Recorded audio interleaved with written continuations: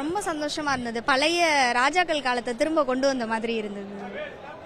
பழைய அரசியலை திரும்ப பார்க்குற மாதிரி இருந்தது. அது மாதிரியே இருந்தால் நல்லா இருக்கும்னு தோணுச்சு. நாங்கள் சொல்லும்போது ரொம்ப ரொம்ப சந்தோஷமா இருந்தது. ரொம்ப ரொம்ப சந்தோஷமா இருந்தது. ஸ்கூல்ல சொல்ற மாதிரி ஒரு ஃபீல் ஆனிச்சு. கடைசியில் ஜெய்கின்னு சொல்லிருக்கலான்னு தோணுச்சு. நல்லா இருந்தது.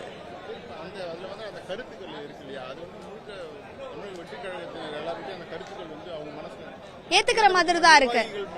ஏத்துக்கிற மாதிரி தான் இருந்தது. ரொம்பவே சிம்பிளா தான் இருந்தது. ஏத்துக்கிற மாதிரி தான் இருந்தது. அதை ஏத்துக்கிட்டா இன்னும் நல்லா இருக்கும்னு தோணுது. இல்லையா, அதான் முறியடிச்சிருக்காங்களே. திருச்சி மாவட்ட மகளிர் அணி தலைவி துளசிமணி அழகேசன் அறிவிச்சிருக்காங்க.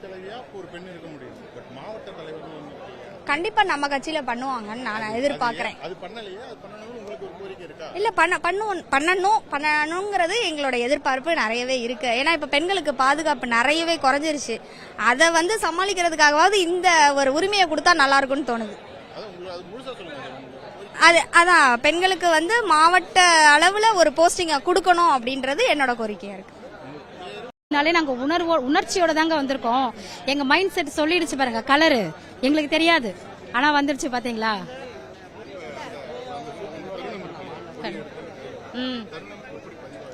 அந்த தருணம் பாத்தீங்கன்னா வெற்றி வாகை சூடிட்டோங்க. நாங்க தளபதியை நாங்க அந்த அரியணையில ஏத்தி அழகு பார்த்த ஒரு ஃபீல்.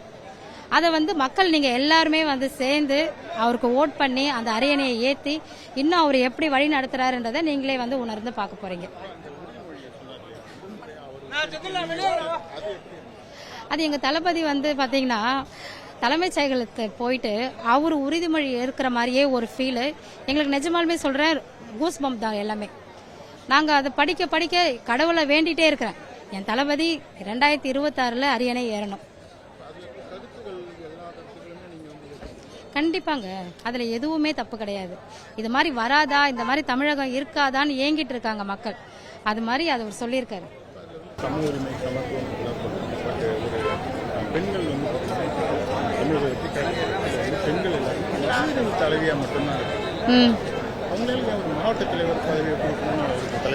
இப்பதான் சார் வந்திருக்கோம். நாங்க இப்பதான் ஸ்டெப் எடுத்து வைக்கிறோம். பிள்ளையார் சொல்லி போட்டிருக்கோம்.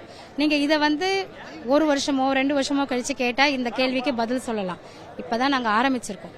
இதுக்கப்புறம் தளபதி மகளிர் ஆண்கள் அப்படிலாம் கிடையாது. எங்க இதுல எல்லாருமே ஒண்ணுதான். சமத்துவம் சொல்லிட்டோம். அப்புறம் ஏன் ஆண் பெண்?